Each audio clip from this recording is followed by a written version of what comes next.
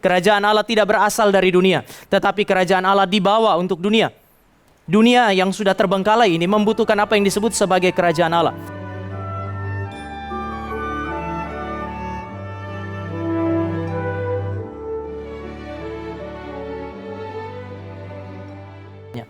Saya mau mulai dengan mengajak Bapak Ibu untuk mengingat terlebih dahulu percakapan antara Tuhan Yesus dengan Pilatus.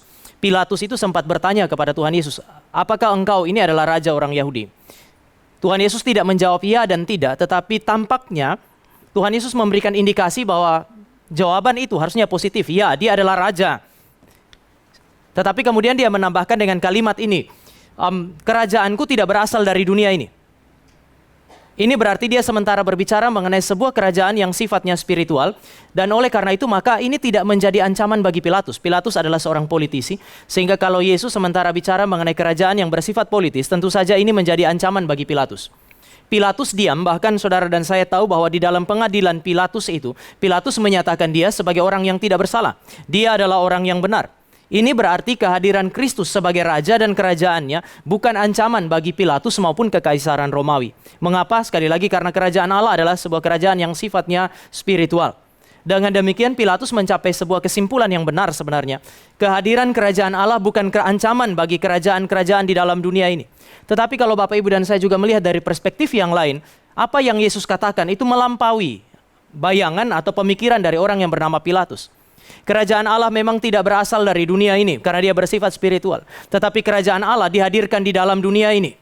N.T. Wright pakai satu istilah ini. Kerajaan Allah tidak berasal dari dunia, tetapi kerajaan Allah dibawa untuk dunia.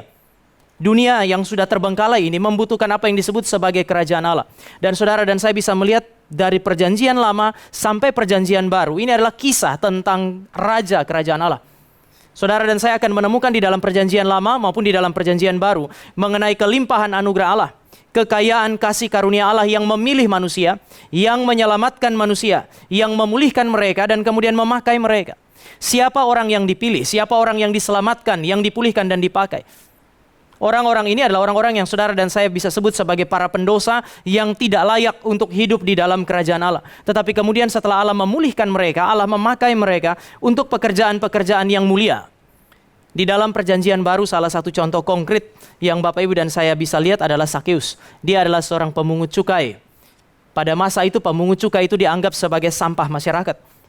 Dia seorang pencuri.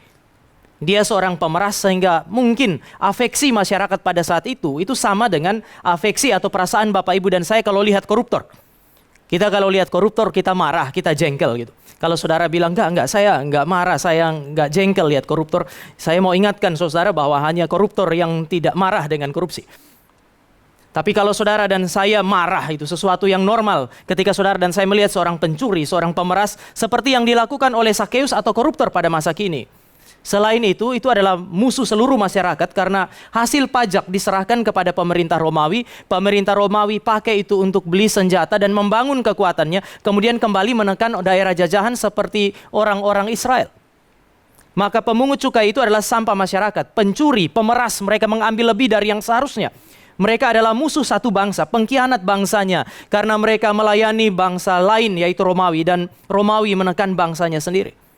Menarik. Bahwa saya percaya bahkan Sakeus pun tidak percaya waktu Tuhan Yesus datang sampai di bawah pohon. Tuhan Yesus lihat ke atas lalu panggil dia turun dan Yesus berkata, Sakeus turunlah karena saya mau makan di rumahmu.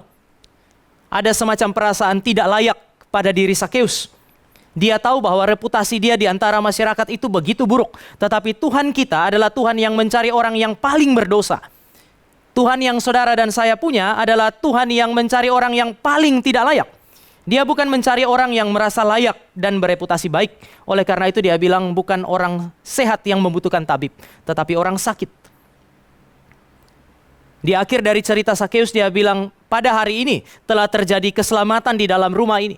Keselamatan itu hanya bisa dirasakan dan disambut dengan sukacita oleh orang-orang yang sadar bahwa mereka memang tidak layak dan mereka memang punya reputasi yang sangat buruk. Mereka orang berdosa dan sekali lagi mereka adalah orang-orang yang tidak layak. Cerita-cerita seperti ini adalah cerita yang sekali lagi mau menggambarkan kepada saudara dan saya mengenai kekayaan kasih karunia Allah. Saudara dan saya hari ini adalah orang-orang yang ada di dalam gereja. Diselamatkan juga, dibawa masuk ke dalam kerajaan Allah supaya Bapak Ibu dan saya mengerti bahwa kita memang tidak diselamatkan oleh karena perbuatan kita. Tetapi pada saat yang sama, saudara dan saya akan menemukan akhir dari cerita Yehuda. Orang yang tidak layak itu bukan hanya sekedar diselamatkan, tetapi kemudian dipulihkan, dilayakkan, dan kemudian pada akhirnya dipimpin untuk melayani Allah dan umatnya di dalam kerajaannya.